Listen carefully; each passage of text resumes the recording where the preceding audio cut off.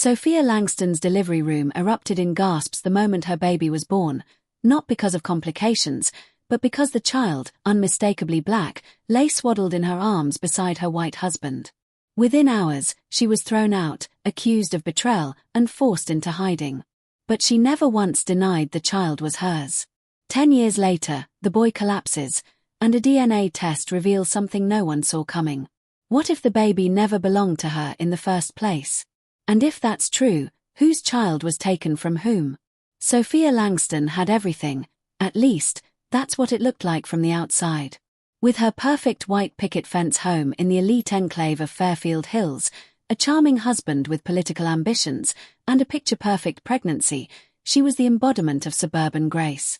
Her husband Charles was the son of a retired senator, a rising star in the tech industry, and the heir to a family legacy that prided itself on bloodlines, tradition, and tightly guarded secrets.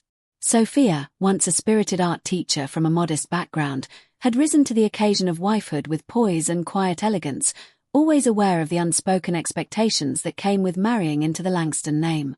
But all that came crashing down in a single, shattering moment, the day she gave birth to their first child. The labor had been long, the air in the delivery room thick with tension and anticipation. But when the final push brought her baby boy into the world, the joy was suffocated by a collective pause, followed by something far worse, silence.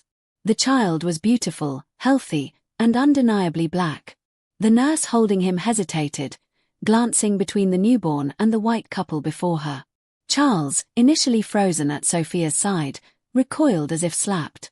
His expression darkened with confusion, then fury. "What is this?" he asked, voice low and shaking. "Whose baby is that?" Sophia was still breathless, dazed from exhaustion, but her instincts kicked in. She reached for the child, tears streaming down her face, not from guilt, but from shock and an overwhelming sense of dread. "He's mine," she whispered. But Charles was already backing away. Within hours, the hospital room was no longer a sanctuary, it became an interrogation chamber. Nurses whispered in corners, a family lawyer appeared, and Sophia was informed, coldly, officially, that Charles was filing for divorce and demanding a paternity test. His mother, Margaret Langston, arrived later that day, her judgmental eyes scanning Sophia as if she was something rotten that had been smuggled into their bloodline. "You've humiliated this family," she hissed. "You'll leave with nothing." And she did. Before she could even recover from childbirth, Sophia was discharged from the hospital and informed her access to all joint accounts was frozen. She was driven not to her home but to a bus station. No time to pack, no way to protest. She was given a duffel bag of donated clothes and the baby she had just birthed. Samuel, she named him, because the name meant God has heard. But no one was listening to her. Sophia denied ever cheating. She screamed it through tears, begged for someone to believe her. But the photos were already leaked. The media framed it as the scandal of the year. Senator's son betrayed by wife, baby raises questions. Talk show hosts laughed at her, and think pieces dissected the politics of paternity. But Sophia was never invited to tell her side. With no money, no job, and a newborn in her arms, she became a walking scandal no one wanted to touch. Her parents, embarrassed and overwhelmed, offered temporary shelter but urged her to give up the baby and move on with her life. She refused. Even when it meant couch surfing, shelter hopping, and scrubbing toilets for cash, she never let Samuel go. He was her son. He looked up at her with eyes full of trust, and she vowed never to let him feel the shame others projected onto him. Still, there were nights when she stared at his face, his skin tone, the shape of his nose, the tight curls of his hair, and wondered, how? She had never been unfaithful. Never once crossed a line. The timeline made no sense. But the world demanded explanations she didn't have, and her credibility was already shredded. Then, months after the scandal faded from the news cycle, she found something strange. In a box of hospital documents she had hastily gathered before being thrown out, there was an extra ID bracelet. One read Langston, baby boy with her birth time. The other, slightly smudged, read N. Klein, infant male with a timestamp just 4 minutes earlier. The hospital had only given her one baby. But the records, if they were right, suggested something else. She clung to that bracelet like a lifeline. No one would believe her now, but maybe someday, someone would. Until then, she would raise Samuel on love and dignity, even if the truth remained buried. Because something about that delivery didn't add up, and deep down, Sophia feared that the baby she carried home wasn't just the child she birthed. He might be the key to something much darker. Sophia Langston disappeared in every way a person could. Not with drama or a traceable scandal, but with the quiet precision of someone who knew she had no other choice. The world that once photographed her smiling in designer maternity dresses now wouldn't look her in the eye if she passed on the street. She sold her wedding ring for $200, bought a prepaid phone, and boarded a cross-country Greyhound with her newborn pressed tightly to her chest. She took the longest route possible to nowhere in particular, settling in a tiny desert town in New Mexico where no one asked questions and the library still used paper cards. There, she became Sophie Kane, a widowed mother who said little and worked hard. The woman who once hosted charity galas and sat on museum boards now cleaned gas station bathrooms, waitressed at 2 diners, and folded laundry for others while quietly praying her baby didn't catch a fever she couldn't afford to treat. Little Samuel grew up sleeping in the same bed as his mother, in small apartments that never had both hot water and a working stove. Despite it all, Sophia raised him with stories of resilience, never bitterness. She never spoke Charles's name, never explained why they had no family, and never let Samuel feel unwanted. To him, she was his entire universe, and he adored her with the kind of loyalty only forged through struggle. But Sophia never stopped questioning. In the still moments, when Samuel slept with his tiny hand curled in hers, her mind would drift back to that other bracelet. The name N. Klein haunted her. Every few months, she'd travel 2 towns over to use an internet cafe under a fake name, searching for any trace of a woman named Natalie Klein who had given birth at Green Hollow Medical on the same day she had. But there were no records, at least none available to the public. She wrote letters to lawyers, to investigative journalists, to civil rights groups. No one ever responded. She'd begun to wonder if Natalie Klein even existed, or if the bracelet was some clerical error the universe had thrown her way to taunt her hope. But everything changed on Samuel's 10th birthday. It had been a quiet celebration, a homemade cake with mismatched candles, a thrift store telescope he had begged for, and a night of stargazing from the roof of their apartment. Samuel had always been curious, unusually bright, and deeply observant for his age. That night, he told her he wanted to be a scientist so he could figure out how things work when the world lies. Sophia laughed, her heart full, but a sliver of unease crept in when she noticed how pale he looked under the moonlight. He had been getting headaches lately, complaining of muscle pain, but she'd chalked it up to growth spurts. The next morning, he collapsed on the bathroom floor. At the hospital, Sophia panicked as doctors rushed to stabilize him, speaking in terms she didn't understand. It was a rare blood disorder, they said, something recessive, something requiring genetic compatibility for treatment. They asked for both parents' medical histories. Sophia explained she didn't know the father's lineage. She had to lie, just a little, to protect her son from the chaos of her past. But when they ran a compatibility test to see if she could be a donor, the doctor returned with a strange expression. "You're not a match," he said, hesitating. "In fact, you're not biologically related at all." Sophia laughed at first, thinking it was a mistake. But the results were confirmed again. Then again. Her DNA and Samuel's shared no connection. None. She felt the earth tilt beneath her. Samuel was her son, she had carried him for 9 months, felt his kicks, watched his heartbeat on the monitor. She had gone through labor. She had the scar. But science said otherwise. Her world fractured again, this time deeper than before. The hospital staff, wary and confused, flagged the results, and a nurse quietly pulled her aside. She was young, nervous, clearly going off script. "This isn't the first time this has happened," she whispered. "There was another case. Years ago. Same hospital." The name she gave made Sophia's stomach twist. Natalie Klein. She was real. She had been there. And suddenly, the bracelet wasn't a lifeline. It was a breadcrumb from a trail long buried. Sophia demanded answers. The hospital administration stalled, deflected, cited privacy laws. But Sophia wasn't going to be dismissed this time. She pressed harder, more aggressively, until she received a package at her door, unmarked, anonymous. Inside were two things: a faded photocopy of a birth certificate with the name Nathaniel Klein, and a brief note scrawled in shaky handwriting: "They took my baby. I saw the bracelet. I tried to fight. They shut me up. If you're reading this, they did it again." Sophia sat on the floor for hours, clutching the paper, sobbing silently as her son slept in the next room. 10 years ago, she had walked out of a hospital carrying a baby everyone said couldn't be hers. Now science confirmed he wasn't, but not in the way they had claimed. She hadn't betrayed Charles.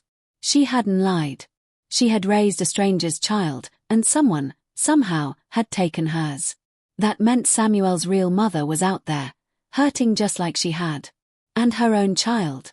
She didn't even know if he was alive. But she would find out. She had been running for a decade.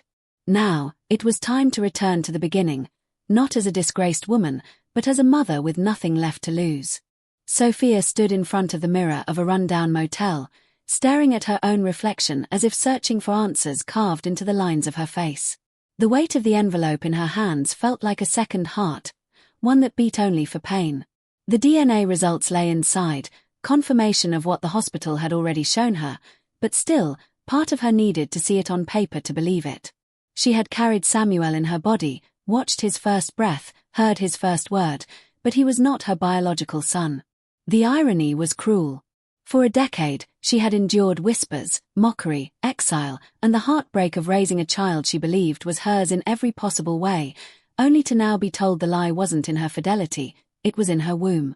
She opened the envelope slowly, the paper crisp, clinical, unforgiving. The words blurred as she read them, her hands trembling, but the truth screamed through the black ink. 0% match. Maternity excluded. It wasn't a mistake. It was a fact. Samuel, the boy she had protected like a lioness, was the result of a switch. A switch that had stolen her own child from her arms and delivered another in his place.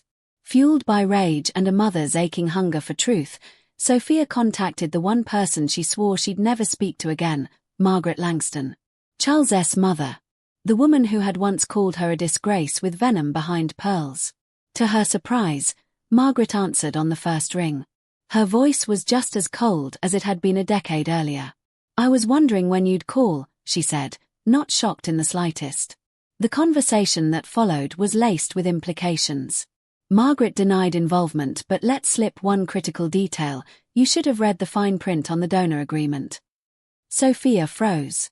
What donor agreement? Margaret paused, just long enough to confirm everything. "Ask Charles." Then the line went dead. Donor agreement.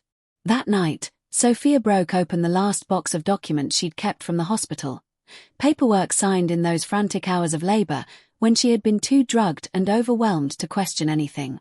Buried beneath discharge forms and insurance paperwork was a single sheet titled Emergency IVF Authorization. Her heart dropped. She hadn't undergone IVF.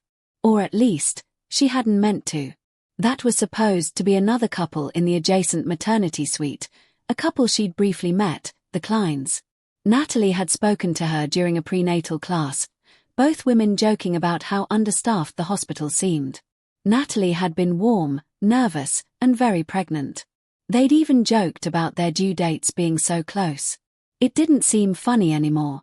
Sophia returned to Green Hollow Medical under a different name and requested access to archived records from the maternity ward, citing a lawsuit in preparation. Her bluff worked. A new nurse, sympathetic and unfamiliar with the old scandal, handed her a thick folder.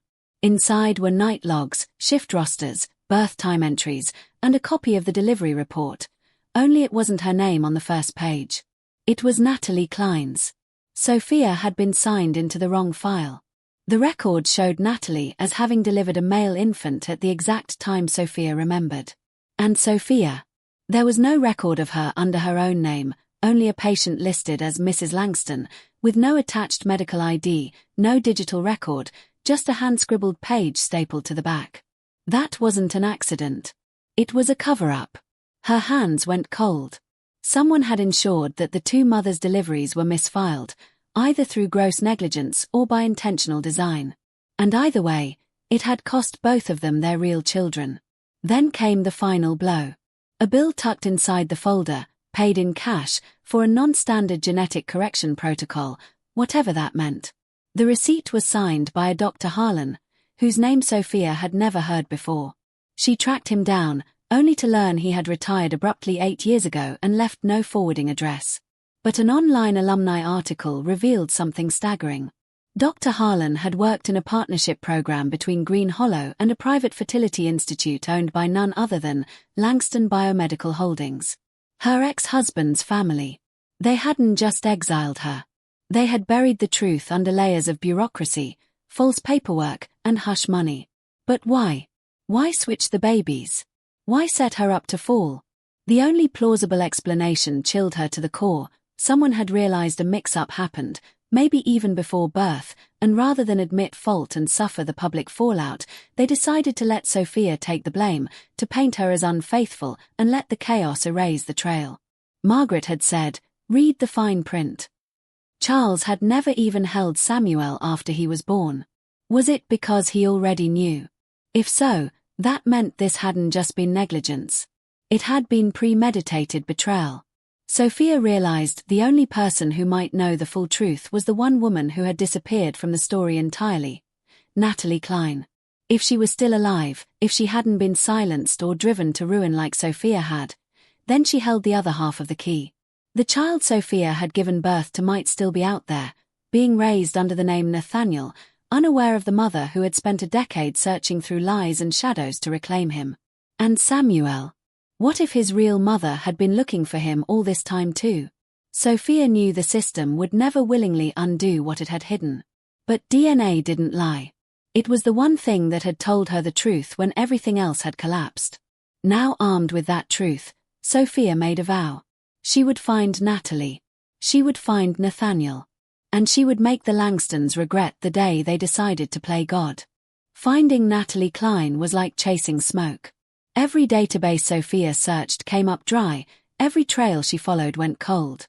The address from the hospital records led to an abandoned farmhouse swallowed by weeds and silence. The phone number once registered to her name had long been disconnected, and even social media offered nothing. No photos, no tags, no digital echo of the woman Sophia remembered laughing softly in the prenatal waiting room. But Sophia had learned over the past decade how to navigate the cracks in systems built to erase people. She returned to the hospital one final time, this time with a lawyer in tow, an ambitious legal intern named Jordan who had once interned at Langston Biomedical and knew just enough about the family to be dangerous. Together, they filed a motion demanding access to sealed hospital logs under the guise of investigating malpractice. At first, their request was denied. But a week later, someone broke ranks. A night nurse, recently diagnosed with terminal cancer, agreed to meet Sophia in a church basement outside the city. Her hands shook as she lit a cigarette with the ease of someone who no longer feared consequence. What she told Sophia shattered every lingering illusion. Natalie Cline had tried to fight back. She knew, immediately, that her baby wasn't the one she delivered. She had seen a different bracelet, asked questions, made noise. But someone from upstairs visited her hospital room, offered her a settlement, and when she refused, had her committed under temporary psychiatric hold citing postpartum psychosis. The nurse admitted she'd seen it before. "They do it to the ones who won't stay quiet," she said. Natalie was transferred to a private mental health facility in Vermont, owned, unsurprisingly, by the Langston Family Trust. That was the last she was seen.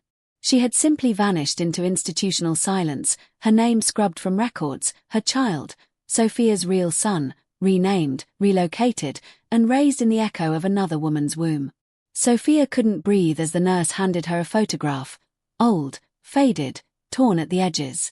It showed a baby, maybe 6 months old, held by an older woman with sharp eyes and a closed mouth.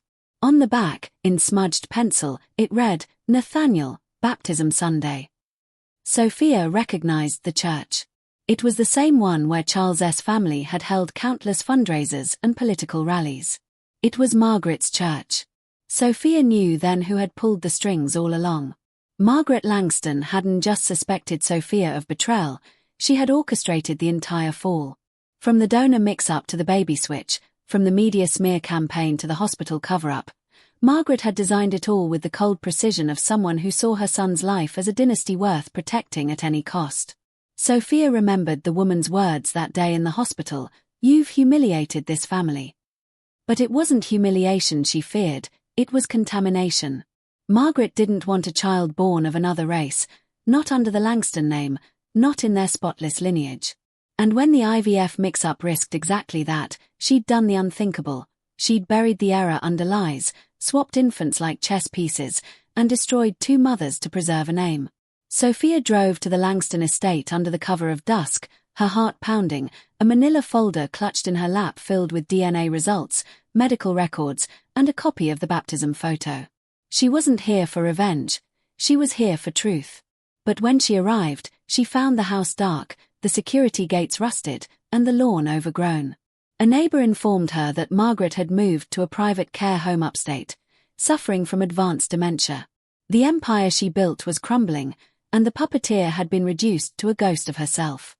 Still, Sophia needed answers, so she made the drive. The facility was pristine, quiet, and locked behind 2 layers of code and disinterested nurses.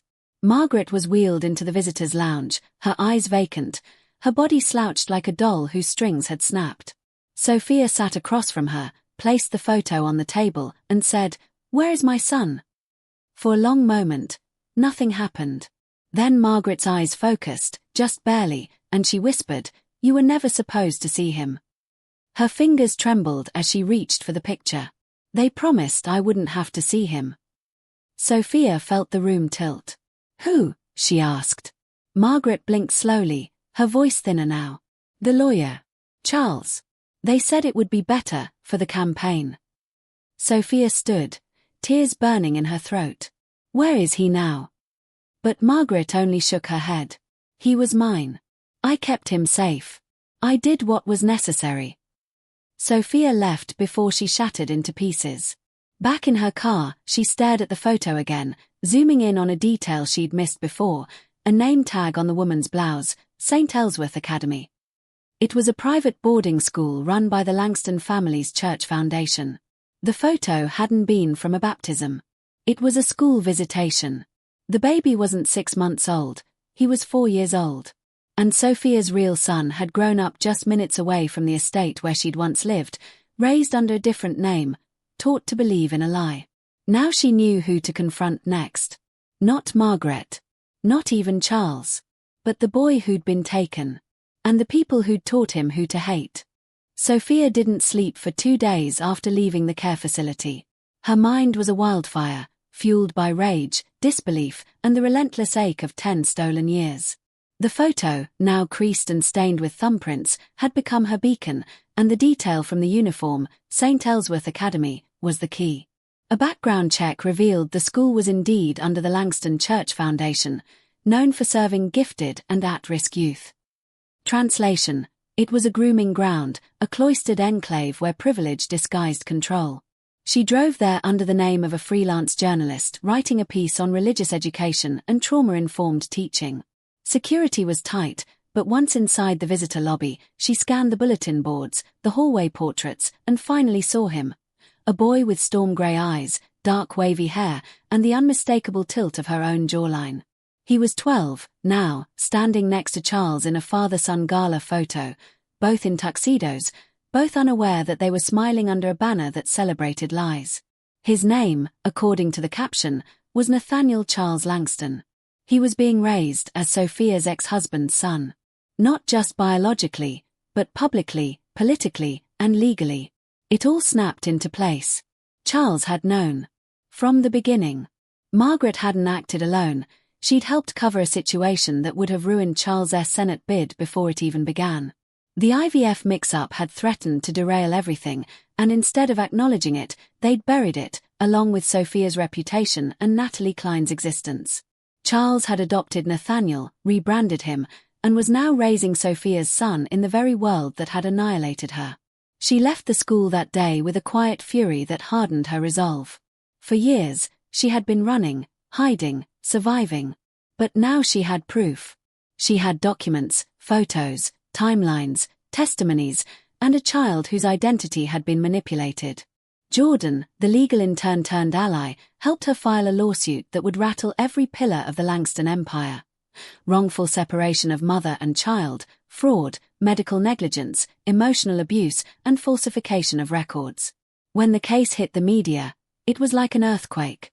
Old news footage of Sophia being escorted from the hospital re-emerged alongside shocking new evidence. The photo of Nathaniel and Charles at the gala went viral. People began asking questions. Why was a child born on the same day, at the same hospital, with a different mother's bracelet, now being raised as Charles Langston's son? Charles tried to control the damage. He gave press statements denying any wrongdoing, claiming Sophia was disturbed and desperate for attention. But the public wasn't buying it anymore. Too many pieces aligned. Natalie's institutionalization came under review. Journalists began digging into Langston Biomedical and uncovered a pattern of hush money payments to women who had delivered at Green Hollow Medical during the IVF trial window. The courtroom, packed with reporters, legal students, and whispering spectators, became the stage for a reckoning. Sophia took the stand with calm fire, recounting the 10 years she spent clawing her way out of the abyss, the nights she spent watching over a child she didn't know wasn't hers, the hospital bracelet she clutched like a relic of truth. Then came Samuel, now 10, sitting bravely beside her, reading a statement in a shaking voice. "She's my mom. No matter what the test says." Gasps echoed in the courtroom. Even the judge looked shaken. But the real shock came when a surprise witness was called, a former Langston family chauffeur, dismissed in silence years ago. He testified under oath that he was present at the private family meeting the night after Sophia gave birth, where Margaret allegedly said, "We'll raise him as ours. No one ever needs to know." When pressed by the defense, he produced a worn leather notebook with time-stamped entries of every meeting, every hospital visit, every suspicious errand he'd been ordered to run. It included a note that read, "Nurse H, paid in cash. Switched bracelets." The courtroom erupted. Charles' legal team called for a recess. Reporters flooded the courthouse steps. And inside, Sophia sat frozen, breath shallow, as the world around her finally saw what she'd been screaming all along. The judge ordered immediate DNA testing of Nathaniel Langston. Results were expedited, under police custody, and within 48 hours, the court received confirmation. Sophia Langston was the biological mother of Nathaniel. Charles was not the father. The room was silent as the bailiff handed the results to the judge. The gavel struck once. Custody hearing to be scheduled. Plaintiff is confirmed as biological parent. Immediate visitation rights granted. Charles stood motionless, his campaign manager already halfway out the door. The legacy he'd tried to preserve was now poisoned. The boy he claimed as his own wasn't his, and the woman he'd destroyed was now the nation's symbol of resilience, a mother's vengeance, and institutional betrayal. But as Sophia exited the courthouse, surrounded by cameras and questions, her heart wasn't filled with triumph. It was filled with uncertainty. Because the real battle hadn't been in the courtroom, it was waiting in a private room upstairs, where a 12-year-old boy, raised in lies, was about to meet the woman who had given him life and lost him. The door to the visitation room opened with a soft click, but to Sophia, it sounded like thunder. Her palms were damp, her heart lodged somewhere between her ribs and her throat, and for a fleeting moment, she wished she could run. But she didn't. She stood still, rooted by a decade of pain and the pull of something deeper than fear, hope. On the other side of the room stood Nathaniel, no longer the infant she'd dreamed of for 10 years, but a preteen boy with a guarded gaze and posture that mirrored Charles's to an unsettling degree. He looked at her, then at the floor, then back at her again. "Are you really my mom?" he asked, his voice sharp with suspicion. Sophia smiled gently, though every muscle in her face fought to collapse. "Yes," she whispered. "And I've waited so long to say that." The silence that followed was heavier than any gavel, more powerful than any verdict. Slowly, he sat across from her. Their conversation was stilted, filled with halting words, half-formed questions, and long pauses. He had been told a version of the story that painted her as mentally unstable, dangerous, and unfit. unlearning that wouldn't happen in a single meeting. But then she pulled out a box. Inside were photos of him as a baby, photos she had taken in those precious first weeks before the hospital chaos. His baby blanket. His hospital hat. The original bracelet with the wrong name. Evidence of a truth he'd never been allowed to imagine. His hand trembled as he touched the fabric. Why would they lie? He asked. She didn't have an answer, only a promise. That from this moment forward, no one would lie to him again. Over the following weeks, supervised meetings turned into private visits. Nathaniel, still unsure if he should go by the name he'd always known or the one Sophia had intended, began to ask more questions. Some were simple, "What's my favorite food?" Others tore her apart, "Why didn't you fight harder?" But slowly, walls came down. He learned about Samuel, about Sophia's years of searching, about Natalie Klein. And then, unexpectedly, a letter arrived. It bore no return address, no name, only an envelope with a worn hospital logo and a single page inside. The handwriting was familiar, and Sophia's hands shook as she read it aloud to Nathaniel. It was from Natalie. She had survived. Escaped. Changed her name. But she had followed the story from the shadows, afraid that speaking out would put everyone at risk. In the letter, she confirmed everything. The bracelet swap, the moment she'd been sedated after demanding a second blood test, the man in the suit who'd warned her to accept the settlement or disappear. But there was something else. Something even Sophia hadn't known. Before the IVF mistake, Charles had known he was infertile. According to Natalie, Charles had confessed to her during a brief, drunken phone call years earlier that he'd never told Sophia the truth about his fertility diagnosis. When the test results confirmed Sophia's pregnancy, Charles had panicked, knowing the child couldn't be his. But instead of coming clean, he conspired with his mother to let the mix-up play to their advantage. If a donor embryo had taken, they'd pass it off as his. If not, well, they had contingencies. Sophia was never meant to know about the IVF. She had never consented. She had undergone a medical procedure without full awareness, an ethical violation buried under paperwork and fraud. Margaret had arranged for the doctor, the private hospital wing, and the substitution of medical files. Nathaniel's very existence had been treated like a PR liability instead of a life. When Sophia finished reading, she looked up at Nathaniel, who was pale and shaking. "So, none of it was your fault," he said slowly, as if testing the sentence for weight. They did this to both of us." She nodded, tears finally spilling down her cheeks. He leaned forward then, awkwardly, uncertainly, and wrapped his arms around her. "I don't know if I can call you Mom yet," he whispered. "But I want to try." That was more than she'd ever expected. Months later, a federal case was opened against Langston Biomedical for medical fraud, and several top-level administrators, including the doctor who'd handled Sophia's file, were indicted. Margaret Langston passed away quietly in her care facility, never facing a single charge. Charles's political career disintegrated. He retreated from public view, issued no apologies, and refused all interviews. Nathaniel chose to leave St. Ellsworth Academy and moved in with Sophia under temporary joint custody. The adjustment was rocky. He missed his routine, his room, his friends. But he also smiled more. He asked questions that mattered. He and Samuel became fast friends, bonded by truths neither could fully explain but both instinctively trusted. Sophia didn't pretend everything would heal. Scars like these didn't fade, they became part of your skin. But in the stillness of her now modest but love-filled home, she often caught herself staring at both boys, wondering what might have happened if that day in the hospital had gone differently. One night, Nathaniel left something on her pillow. It was the bracelet, the one that had his birth time, her wrist number, and Natalie's name. Attached was a note written in his careful, messy handwriting. "They told me who to be. But now I get to decide. Thank you for finding me." Sophia wept quietly as she held it. The truth had nearly destroyed her.